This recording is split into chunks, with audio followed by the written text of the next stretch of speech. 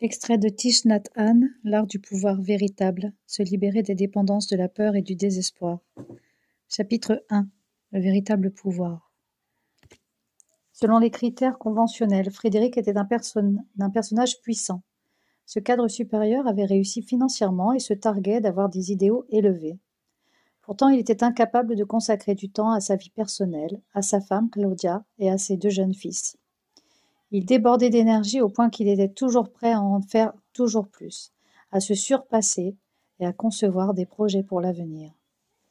Quand, tout souriant, son plus jeune fils venait vers lui pour lui montrer un dessin, Frédéric était tellement absorbé dans ses pensées et préoccupé par son travail qu'il ne considérait pas son fils comme ce qu'il avait de plus précieux.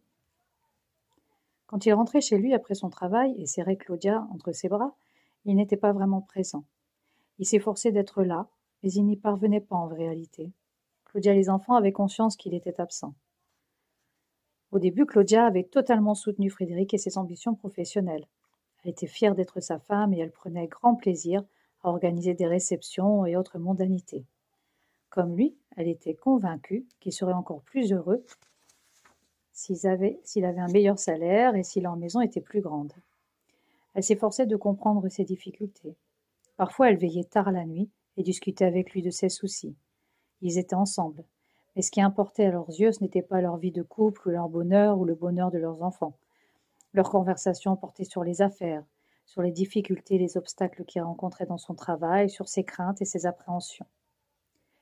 Claudia faisait de son mieux pour soutenir son mari, mais elle finissait par être épuisée et accablée par le stress. Il n'avait pas de temps pour lui, encore moins pour sa femme et ses 2 enfants. Il voulait être avec eux, mais il croyait qu'il ne pouvait pas se permettre de prendre le temps indispensable. Il n'avait pas le temps de respirer, de regarder la lune ou de trouver le plaisir à marcher. Bien qu'il fût censé être le patron, son désir d'aller de l'avant, qui exigeait tout son temps et toute son attention, l'asservissait. Claudia se sentait seule.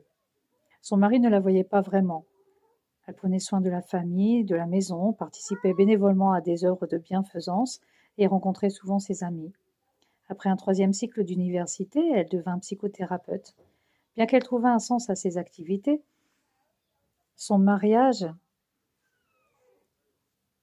ne lui apportait aucun réconfort. Ses fils se demandaient pourquoi leur père était toujours absent. Il leur manquait et ils le réclamaient souvent. Quand Philippe, le fils aîné de Frédéric et de Claudia, dut aller à l'hôpital pour une opération à cœur ouvert, Claudia passa plus de 7 heures seule avec Philippe, car Frédéric n'avait pas pu se libérer. Même lorsque Claudia entra à l'hôpital pour se faire opérer d'une tumeur bénigne, Frédéric ne vint pas la voir. Pourtant, Frédéric croyait bien faire en travaillant avec acharnement. Il croyait qu'il faisait tout son possible pour sa famille et pour ses employés qui dépendaient de lui.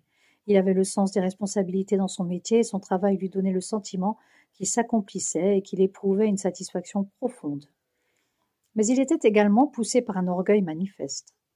Il était fier de réussir, d'être capable de prendre d'importantes décisions et d'avoir un revenu élevé. Claudia demandait régulièrement à Frédéric de ralentir son rythme, de réserver du temps pour lui ainsi que pour sa famille et de profiter de la vie.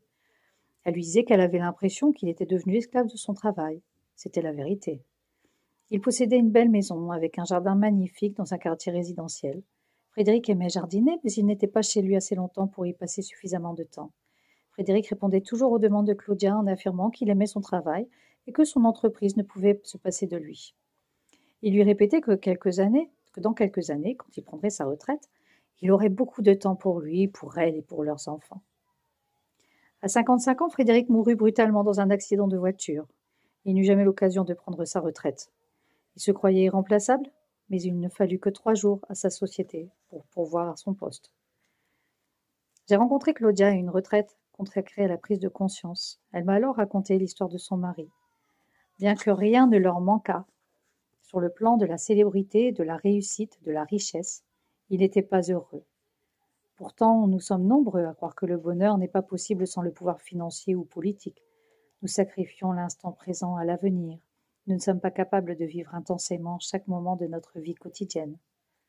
Nous pensons souvent que si nous avons du pouvoir et si nous réussissons dans les affaires, les gens nous prêteront attention, nous aurons beaucoup d'argent, nous serons libres d'agir à notre guise.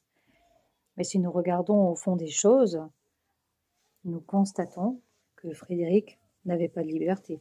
Il ne savait pas profiter de la vie. Il n'avait pas de temps pour ceux qu'il aimait. Son entreprise l'en éloignait. Il n'avait pas le temps de respirer profondément, de sourire, de regarder le ciel bleu et d'appréhender tout ce qui est merveilleux dans la vie.